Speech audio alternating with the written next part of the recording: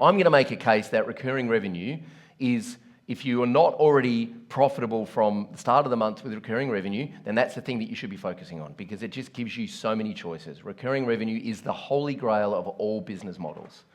For those of you who aren't there yet, it just allows you to figure out when you can recruit new team. It allows you to plot a growth path. It allows you to predict cash flow and resources into the future. It's not easy, but we believe that we've kind of cracked the code with paid discovery and growth plans. It's working really well across the board, across different territories: Australia, New Zealand, Canada, the US, UK, South Africa, Malta. It's regardless of the services that you sell, right? Whether you're doing branding or web design or video marketing or SEO or content. And what we've discovered is that, and largely in part because of the research that Google did around this, which I'll walk you through in a moment, is that recurring revenue, I think the big problem that agencies have with recurring revenue is they try and fit it onto every person they speak to. They try and put it onto every client they speak to, right? And it's just not right for some clients, and that's okay. You can still, while you're transitioning, you can still have those transactional clients that come in, build a website, they disappear. Or they come in and you do like an SEO setup and then they disappear, or whatever it is. But over time, you want to try and build as much recurring revenue as possible, because it allows you to hire A players. It allows you to pay for A players and hire A players, and A players will fix your agency, right? The biggest bottleneck I see for agencies trying to grow out of that founder-led agency where it's all in the founder's brain and trying to build a team around them is they hire too slowly because their processes aren't ready. Has anyone felt that in the past? Has anyone raise your hand if you felt that. I can't hire someone because my processes aren't ready. So I have a question for you. How will you know when your processes are ready? Does Siri pop up and go, "Hey Natalie, your processes are ready, you can hire someone now"? No, ChatGPT is not going to tell you if your processes are ready. And I think this mindset of, our job is not to hire project managers and then teach them how to be project managers. We're not a community college, we're a business.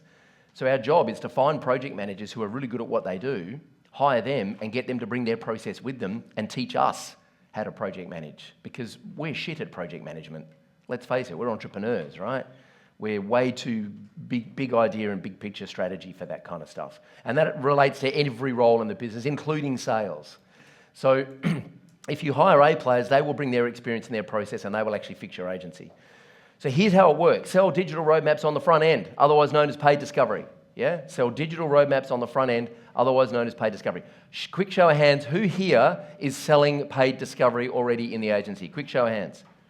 Great. For those of you, just keep your hands up if you're selling paid discovery. For those of you who are not selling paid discovery, look around the room and find someone who is, and make sure you talk to them over the next couple of days and find out their secret, right? And it's not all rainbows and unicorns. Selling paid discovery is not a magic bullet, but it works a lot of the time. And then what happens, and the reason that it works is because a digital roadmap, for those of you who don't know, is the product that we call paid discovery. Nobody wants to pay for discovery, right? Nobody wants to pay to update WordPress because they expect it just gets updated in the cloud like Google Chrome does, right? Nobody wants to pay for security around WordPress because they just expect it to be secure. Nobody wants to pay for discovery because they just expect you to do that as part of your job before you give them a proposal. And that's an old business model that harks back to the days of Mad Men and prior to Mad Men, right? Where agencies would go in, learn about the client, spend $50,000 pitching their ideas. The client takes the best ideas from all of those pitches, takes them and gives them to their current agency. And no new agency gets the job. And we're still doing that. We're still finding out about the client writing proposals. So nobody wants to pay for discovery. So how do you sell paid discovery? You turn it into a product that's actually valuable. We call it a digital roadmap. You can call it whatever you like. Adam calls it track builder. There's a whole bunch of different agencies that call it different things. The reason it works is because it's a low ticket, low risk, low commitment investment, right? It's typically sold anywhere between $1,500 and $5,000 for a workshop. They get a bunch of documentation and a Kanban board and strategy docs. They get a plan at the end of it, yeah? And the value in paid discovery is the plan. That's the most valuable thing that we're giving the client. This is work that you're going to do anyway when you onboard a client. We're just carving it out and we're doing it on the front end. And so because it's low risk, low ticket, low commitment, it tends to convert higher on the front end than selling someone a $30,000 website or a $3,000 a month retainer. But what's really interesting is what happens on the back end when you upgrade these clients into recurring revenue. And across the board, and it's very difficult for me to say this publicly because no one believes me, but across the board, our agencies are converting at an average of 85% of paid discovery clients into some kind of recurring revenue. Right? That's where things get really interesting. So, and that's how you grow your recurring revenue, right? There we go. Look at that. I did the Batman thing. 85%. Kapow! Right? 69% of all statistics are made up. That's right. 69% of all statistics are completely made up. So here's the thing. Conversation, like to sell digital roadmaps, you need to have conversations with people, okay? You need to have more conversations with people in order to sell them a digital roadmap. And so the old model was that you would have a quick phone call with someone or a quick conversation with someone, find out if they're a good fit, and then you'd kind of book them in for a second strategy call and do a deep dive discovery, and then you'd send them a proposal, and then they'd ghost you because they have sticker shock, and then you'd never hear from them. And I had a conversation with an agency owner in Sydney about 6 weeks ago, $2 million a year. She's just moved into a new building. She's got, too many staff who are lovely, but she's got too many of them. She's got 9 proposals sitting in her inbox. And she said, each proposal cost me $2,000 in my team's time to do the SEO audit, the web audit, the social media, the branding, right? We do these amazing proposals. And she said, I'll win 30% of them. I'll win 3 out of those 9. So that's $18,000 to submit 9 proposals, and she's going to win 3. And so she bought the paid discovery method because she knows that she needs to get paid to do these proposals. Yeah, and this is really common. So how do we get more conversations? So I don't know how long, it was a long time ago, and I don't know why it's kind of enjoying a resurgence, but a long time ago, Google did this research because Google have all the data. They did this research around the purchasing behavior of a buyer, and they came up with this concept called the zero moment of truth. And the zero moment of truth is when somebody, I call it the beginning of the rabbit hole. Right? Who likes a good rabbit hole to go down? Who researches the crap out of something before they? There's like 5 of us. Come on, seriously, right? Exactly. Stop lying, right? I love a rabbit hole, right? Human beings are designed to solve problems, and I love researching something before I make a decision. And so that moment where you start to research is called the zero moment of truth, because I don't know anything. Like I'm new to this. I'm going to learn. And what Google have discovered is that in between that point and someone making a buying decision, and this is typically around high-ticket B2B stuff, right? We're not talking about someone buying an iPhone holder or a Keep cup or, a hoodie. We're talking about high-ticket B2B services. Between the zero moment of truth and the purchase, Google identified the 7-11-4 rule. And the 7-11-4 rule says that there are, here we go back. The 7-11-4 rule says that a prospect needs 7 hours of engagement across 11 touch points across 4 different locations in order to feel comfortable enough to make a decision to buy, right?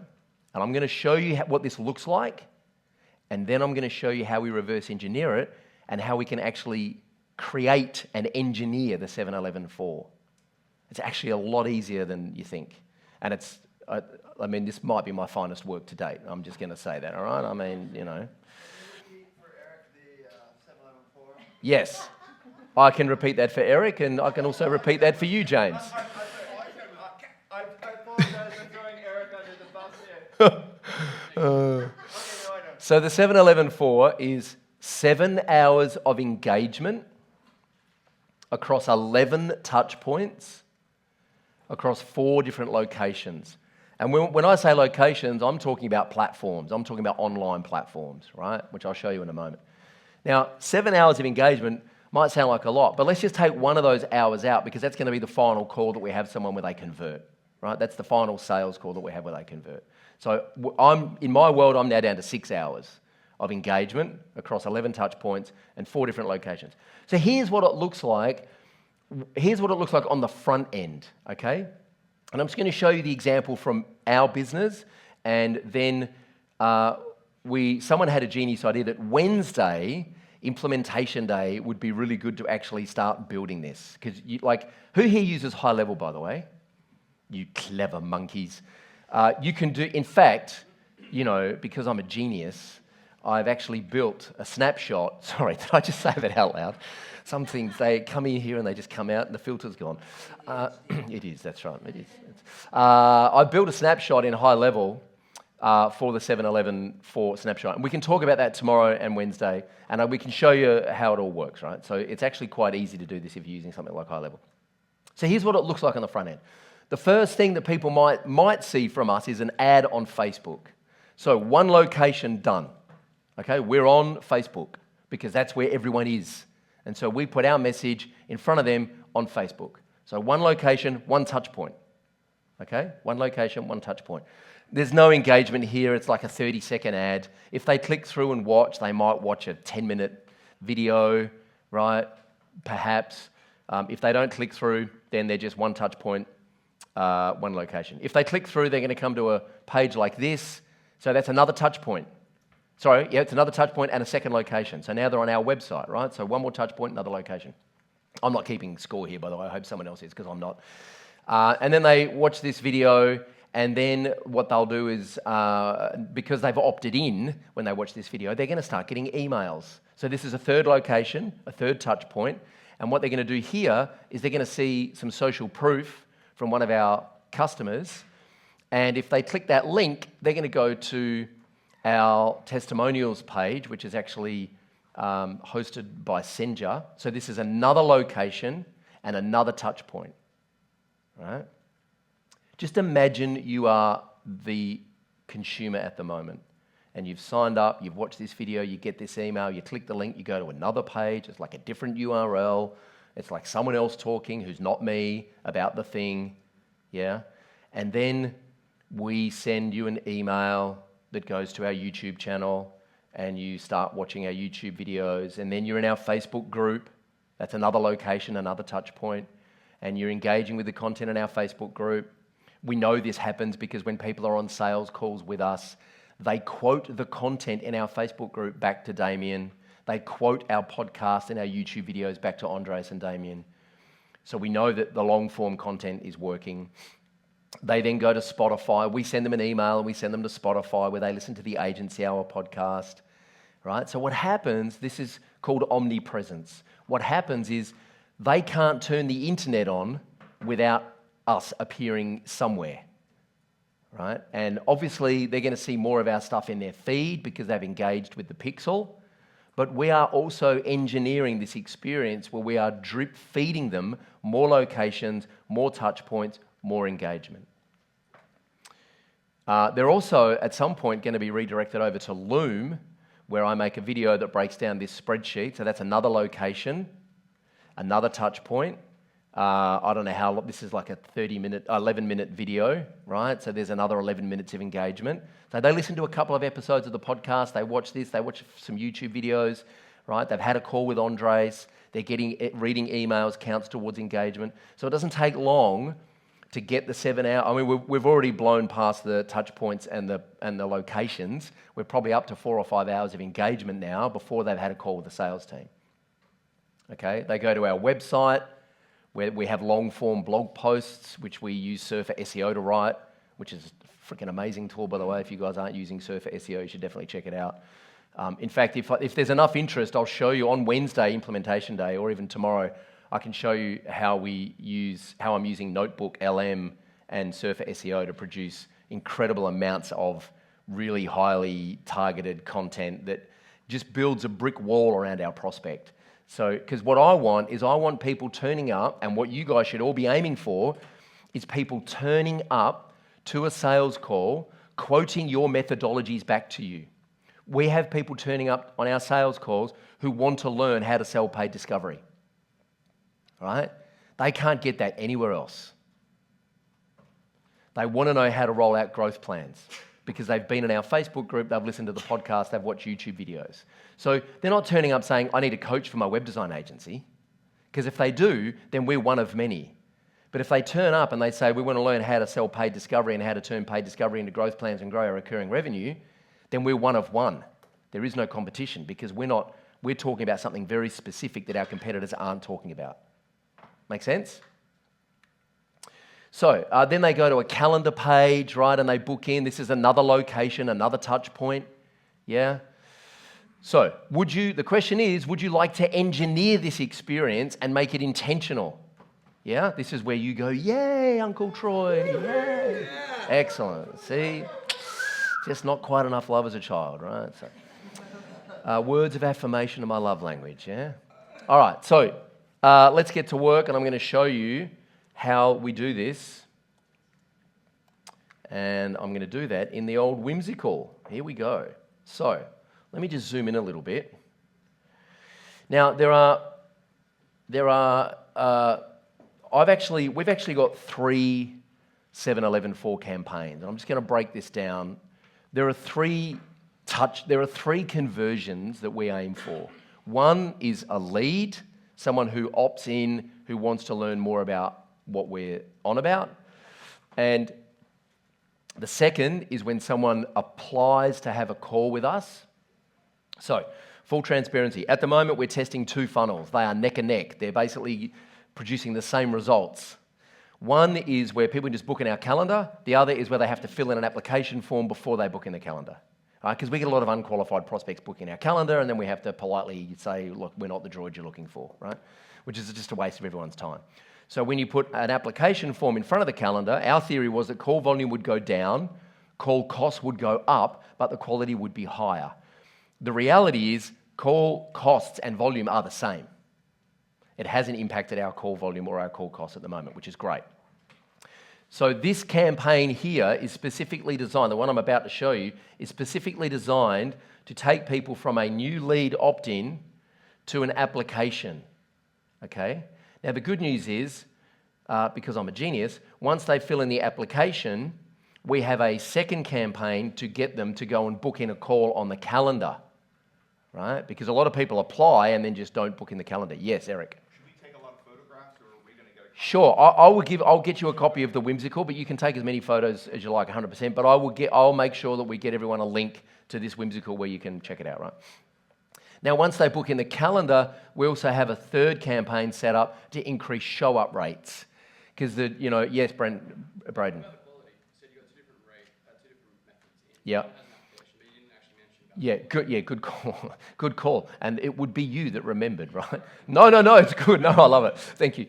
So the reality is too early to tell, right? So they're still in the pipeline, and we're still taking those calls, so it's too early to tell as to, who's going to convert. We've converted from both, by the way. So we have converted new clients from both campaigns. So at the moment, our cost per acquisition is about $1,800. This is all US. About $1,800 to acquire a new customer.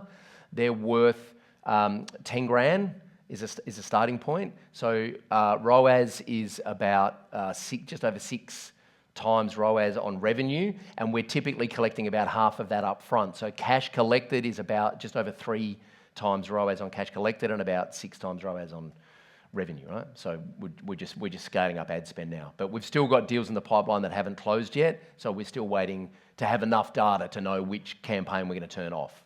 But at the moment, they're both working, so we're just going to leave them both running. Okay, so we've got 3 conversion points. We want a new lead, we want someone to apply and we get them to apply for a call. Then we have someone apply for a call, actually book in the calendar. Then once they're booked in, we have them show up, right? But what I'm going to walk you guys through right now so that you don't fall asleep is just this first one, which is how do we get people who are new to actually get on a call. So this application you could just replace with your calendar or just get them on a quick call, right? Basically what you want to do is you want to take someone who puts their hand up and says, I'm interested in what you're talking about, Britt. Great, how do we get that person on the phone so we can have a conversation with them, right? That's what we're going to talk about right now. And here's how we do it. The very first thing that happens when they sign up is they get an email from me that delivers the thing that they've just put their hand up for. So if that's a video and they've opted in for the video and they get redirected to the video, we just send them an email with a link back to that video to make sure they've watched it. Hey, I saw you just signed up for the video on how to do the thing. I just want to make sure you had the link here in case you lost it so you can bookmark it, right? Here's the video on how to do the thing. And that's it. Oh, by the way, if you want our help to do this, here's my calendar, just book in here. Okay, that's that email. Email number 2 is an email from Damien. It happens 5 minutes after they opt in. And it's just an email that says, hey Tom, Damien here from Agency Mavericks. I'm head of agency growth here. I just saw that you signed up for the thing. Just want to make sure that you had my personal details. Here's my email address. If you ever want to have a chat, here's my calendar. Super helpful, not pushy, like just, super chill, right? Then this is all automated. What's not automated is what's in yellow, kind of. I'll talk about that in a moment. Then 5 minutes after that email, they get an SMS from Andres, who's our sales development rep based in Cancun in Mexico. And he just says, hey Corey, Andres here from Agency Mavericks. I saw you signed up for the thing. Is now a good time for a quick chat? And 99.9% of people don't respond, right? So then 5 minutes later, we have high level set what's called a manual task for Andres to call the client. And what happens with Andres is when he logs into high level at the start of the day, he just goes to his dialer, his speed dialer in high level, and he's got all the people listed there who have opted in for this campaign and their phone numbers. And he just starts dialing them, right? Now, the way we dial is we double dial. So what we do is we dial, Paulina doesn't answer, we hang up, we don't leave a message, we count to 10, and we dial again. Paulina doesn't answer, then we leave a voicemail, right? And then that's it for day 1.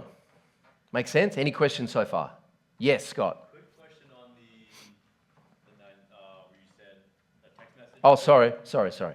I've got to throw you the microphone so the people at home watching know what you're saying. There we go. So, can you hear me? Yes. I was just asking, with that text message that goes out for Andres saying, hey, available for a quick chat, that's happening 24/7. If they reply, yes, what's going to happen? Great question.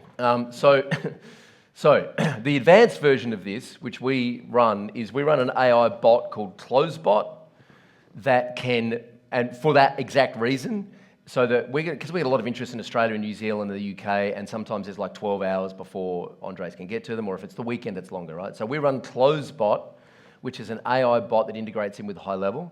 And CloseBot basically fills in the gap. So if anyone responds, CloseBot will pick up the conversation and try and book them in the calendar. And it works. We have had, I don't think anyone is here, but we've had a couple of clients close who have responded to CloseBot that's booked them in for Andres, and then Andres has a quick call, qualifies them, books them in for Damien, and then they close. Yep. So an AI bot fills in the gaps. Day 2, they get an email from me that just says, hey, just wanted to make sure, following up on the thing that you got yesterday, do you have any questions? By the way, here's an overview of what we do. And this email here sends them to a YouTube video where we talk, and this is the meat on the bones now for this whole campaign. This whole campaign works a lot better if you've got the 3 pillars that you talk about in your agency. So if you're just talking about, hey, we do websites, we do SEO, we do social media, we do pay-per-click, blah, blah, blah, whatever, you're just going to get lost in the noise. No one cares. If you talk about the 3 pillars that you help your clients with, for us, it's recurring revenue, build your team of A players, and fix your processes, right? And then the detail around that is we talk about paid discovery and growth plans, which is kind of unique to us. And so all of a sudden, we land in the inbox and we don't sound like everyone else who's pitching them coaching services, right? So if you're a hosting company, for example, Tom might be talking, their 3 pillars are host, convert, pay. Yeah? Did I get, geez, see, come on, hey?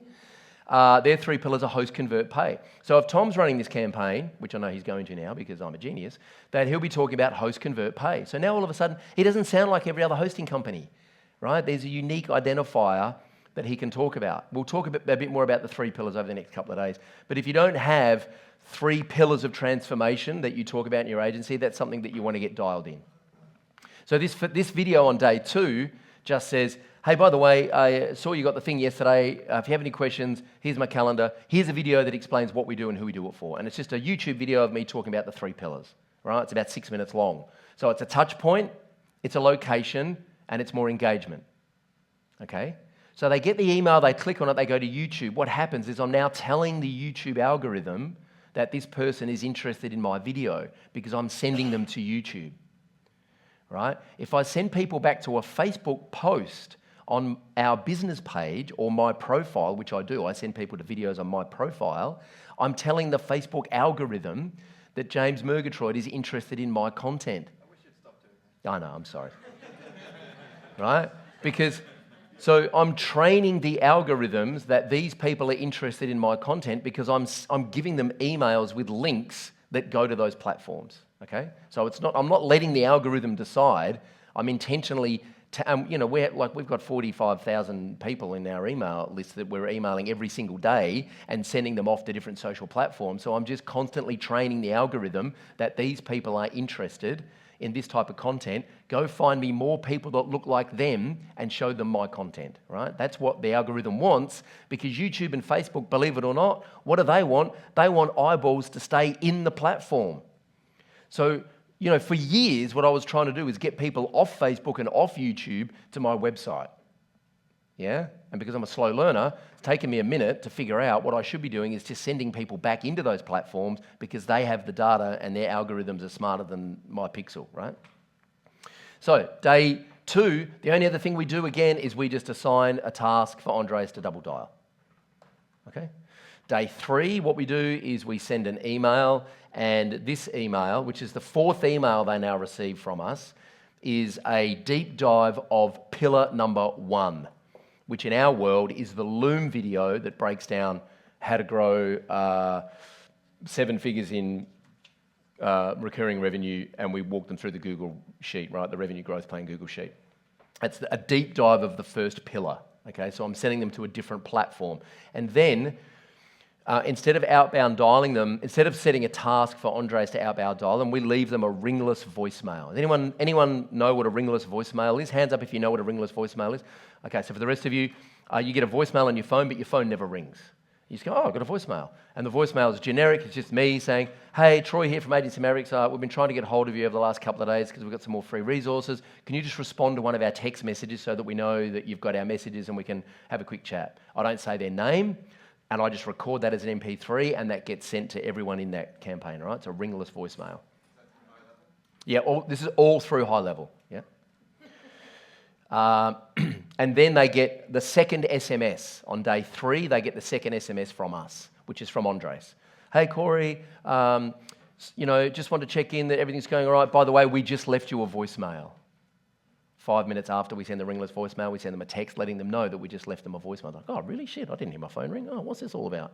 Right? So we're just trying to get engagement. Now, by the way, at any point, if someone actually applies for a call here, they're removed from this campaign.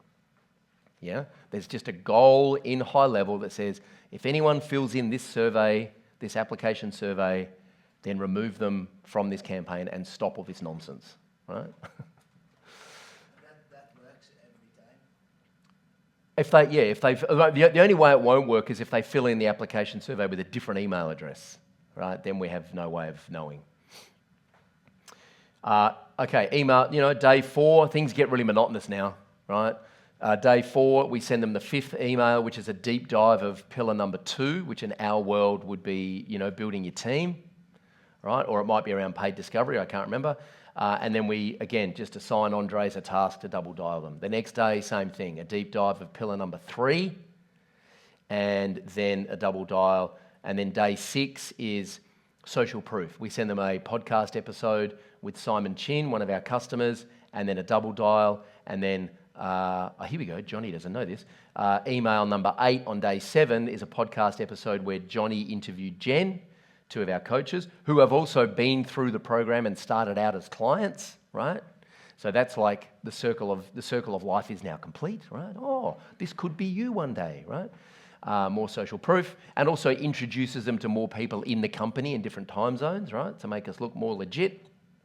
Final SMS, which is something like, are you okay? Have you fallen over? Do we need to call the police? We haven't heard from you. Are you just ignoring us? Have you sold the business? What's going on? It's not quite that, but we're just trying to get a pulse and a double dial. Now, if they haven't responded after those 7 days, we just put them into our broadcast list and we email them every day for the rest of their miserable life until they unsubscribe or become a customer. That's how it works, right? So, any questions about any of this? How many days does it usually take on average to convert somebody? 2.5 years, sometimes. So we have converted people in 48 hours before who have never heard of us, and sometimes it's taken 5 years to convert someone.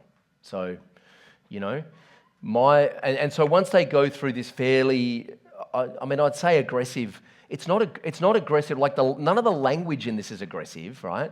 It looks aggressive. The reason it's so consistent is because people are just busy. Right? And so our job is to remind them of the problem that they had when they first engaged with our content and remind them that we can actually help them solve that problem and that it's time to stop being busy and actually address the problem and get it fixed. So if they don't respond through this, we email our entire list every day, Monday to Friday. We leave them alone on the weekends, right? And I write those emails. They're just super helpful. They're kind of like, my rule for emails is it's got to be helpful. It should help them shift their belief or shift their thinking and have a call to action. Our call to action is always, we'd love to help you, book a call in our calendar. And, this week I'm just going to be sending emails about how we're here at MavCon. And I'm just going to be telling stories about our journey here and helping them shift their belief a little bit, like you should be in this room, networking with all these agencies. I'll be sharing photos and videos, kind of like a live blog, Tom. So, Troy, you mentioned you're testing a bunch of things, but you don't have any conclusive data yet. How much testing do you do before you make a decision on whether something is going to work or not? That's a good question. So, Addison, who runs our ads, he's pretty brutal. Like, he'll turn things off quicker than I would. And so, I would want to know, I would just want to see a pattern. I would want to have, half a dozen conversions through each campaign. Like if we can see that both campaigns are still getting a 3 or 4 times ROAS, we'll just leave them running. At the moment, there's no significant winner. Will there be over the next couple of weeks? I don't know.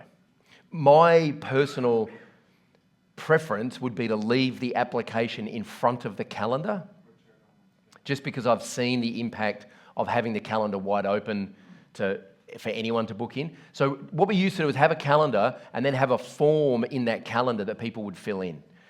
Kind of does the same thing, but it's not a great user experience. So I wanted the application in front of the calendar because I just feel like it's a better user experience. And my theory was that the energy would flow faster through that funnel than getting to a calendar and then having to fill in this kind of clunky long form in a high-level calendar, right?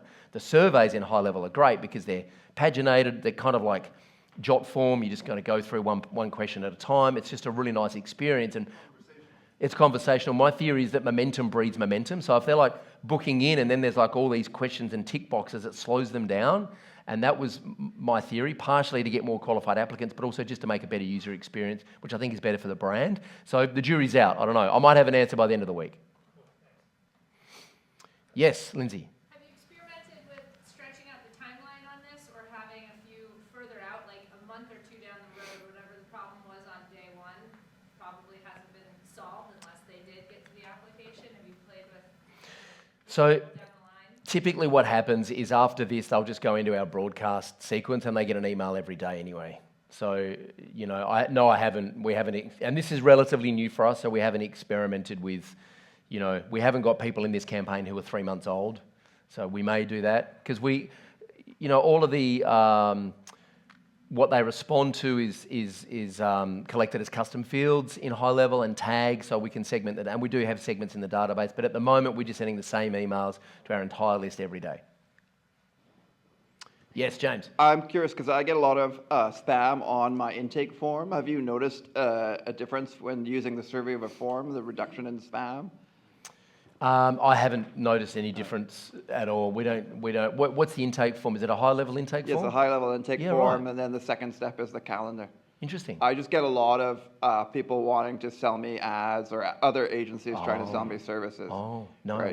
we haven't experienced Okay. any of that. Can you put a honeypot or something like that, a honeypot or a capture kind of thing in the form? That's a good question. I don't know. High-level surveys, can you put a capture? I don't Not think sure. you can. You might be able to. don't know. I'm going to try the survey thing, though. I like that idea better. Yeah, these are, our application form it's a survey in high level. If you're not using high level, then I'm sorry, your life is miserable. But you could use something like Jot form or type form or whatever. Gravity like use some forms. kind of, hey? Gravity forms also. Gravity forms, You yeah. could do conversational until Matt forms. decides to take ownership of that. Or You could do conversational style forms and gravity forms as well. Sure, there you go. Right, so some kind of survey on the front end. Our application form is not a form, it's actually a survey. It's quite detailed. I think it's like 8 or 9 questions they have to answer. And we also use conditional logic, so if they're not qualified, they'll just never see the calendar. If they're not qualified, we'll just qualify them. Oh, so here's what we do. Oh yeah, this is the bit that's working really well. If they're not, so typically, thanks for reminding me. Typically, in the past, if they would fill in the calendar but then not be qualified, Andres would still be on a call with them. Whereas now, if they're not qualified, they never see the calendar. We redirect them to a page that Anna built in high level, which basically says, it doesn't look like you're a good fit for us, and here's why. In fact, here we go. This is always good when, was it Go or courses, yeah? And what is it, next steps? Sure, can you find the URL for me and Slack it to me? Or just shout at me. They go to a page which says, look, we're not a good fit, and here's why. Our typical clients look like this. If you think we've got it wrong, email us. Otherwise, we can still help you. Go here, spin the wheel, and and you could win up to 90% off our flagship training to help you get paid discovery dialed in, so you can grow your recurring revenue, and then you can come back and work with us one-on-one. And we're getting about we're getting somewhere between $500 and $1,000 a day in revenue from that downsell, which we're putting straight back into ads. So we're basically liquidating our ad spend by downselling people who are unqualified. Yeah, about 500 to 1,000 a day, and we're spending at the moment, I think we're spending about 450 to 600 a day on ads. So we're in front on ad spend just from unqualified prospects. Okay. All right, any other questions about this? Any other questions about this? Because what we're going to do in a moment is actually going to do some work. You guys are going to talk on the tables. I'm going to give you some prompts to think about, and you guys are going to actually start planning out. If you were to roll this out, the only thing you need is to basically fill in the content, fill in the blanks, right? And I'm going to give you some frameworks for that in a second, yeah? So any other questions before we do that? No? Okay. So here's what I want you to think about. Here are the pieces that you need to make this work. One is social proof. So you need some kind of case study or testimonial or and it doesn't have to be a podcast episode or, a YouTube video. It can be a simple Q&A with a customer that you publish as a blog post, right? Ideally, in a perfect world, yes, in a perfect world, it would be video, because if you've got video, you can then cut that into audio and text. But that's okay. If you don't want to do video for whatever reason, that's totally fine. It can just be a blog post. The questions that you want to ask, there are 4 questions that I ask anyone in a customer interview, right? Minimum. The 4 questions are, where were you before you started working with us? So just tell us a little bit about that picture. What did that look like before you started working with us?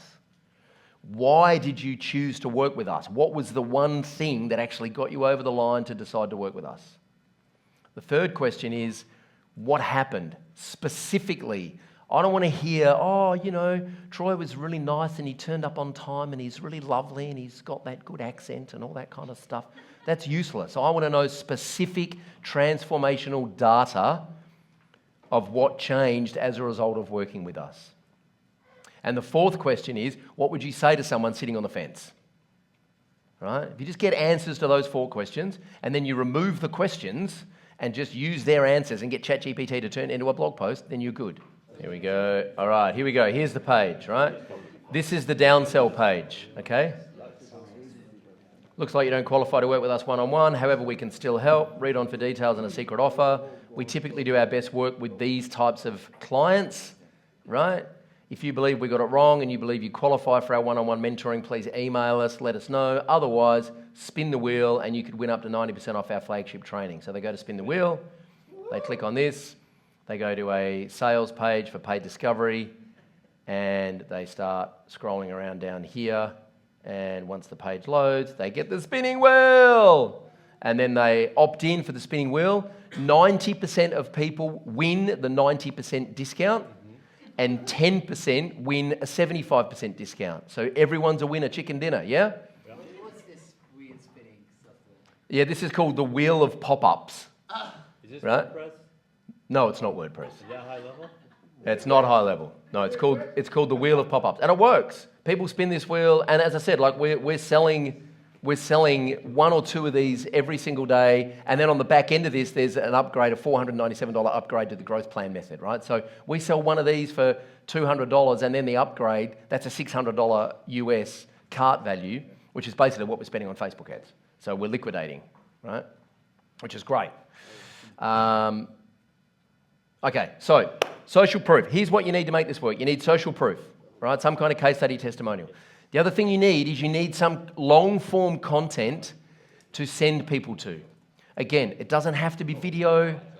My preference is that it is video because video is just, also video means you don't have to be on camera to make video, right? You can make a Loom video and just turn the camera off and just screen share, right? Just present some Canva slides, whatever, okay? You can get someone on Fiverr to do it. If you really don't want to make video and you don't want to speak into a microphone, you can get someone on Fiverr to do it for you, right? It might cost you $100 to get a presenter on Fiverr to set up their camera and present your slides for you, okay? And that's an asset that you've got that you can use for years. And really, the content that I would suggest is that you have the three kind of chunky things that you do in your agency, the three outcomes that you help clients with. I call them the pillars of transformation. What are the three pillars? Make a 10-minute video about that, right? Just keep it high level, not a lot of detail, just kind of broad brush strokes. And then make a more detailed video around each of those three pillars, right? So, hey, if we were to work together, here's what we do. This is typically the outcomes that clients get from working with us, right? This is typically what our clients look like. These are the problems they have. This is how we help them. It's a three-stage approach. The first thing we do is this. The second thing we do is this. The third thing we do is this. That's your three pillars overview, right? Then each of those deep dives just goes into more detail around each of them, right? And just give away the farm. Teach your face off, right? Tell them exactly how you do it. Give them the templates. Walk them through how to use it with the assumption that they're going to go and do it themselves and they're going to be wildly successful, right? That's great. Because they're not going to do that because they don't have the time, because if they did, they would have already done it. Okay, so just give away the farm. Now, I'll give you one more framework. If you're not really sure about content, well, what the hell do I say? Just follow the why, what, how, now framework, all right? So if you're like, I want to teach someone about, how to prompt ChatGPT properly. That's like the first pillar is we're just going to get you prompting, right? So then if I'm doing a deep dive on prompting, I just go why prompting matters, why it's important, what is prompting, how do you do it, and what do you want them to do next? If you do that, you will come up with a 5, 6, 7, or 8-minute piece of content. That's all we're aiming for, okay? So your homework over the next 15 minutes is to talk on the table, and what I would suggest that you do is try and do this for someone else's. Maybe pick one person on the table and all work as a brains trust to help that person, because it's easier to do this for other people than it is to do it for yourself, okay? And your job is to basically come up with, just list out what social proof you've got or what you need, what are your three pillars, or what's your long-form content. If you've already got long-form content, just take an audit of what you've currently got that you can plug into this campaign and what the gaps are and what's missing, yeah? And just brainstorm some ideas on the table for the next 15 minutes. Actually, we're going to give you 10 minutes, then we're going to come back and share for 5 minutes, all right? So let's get some thinking music dialed up. Let's get to work.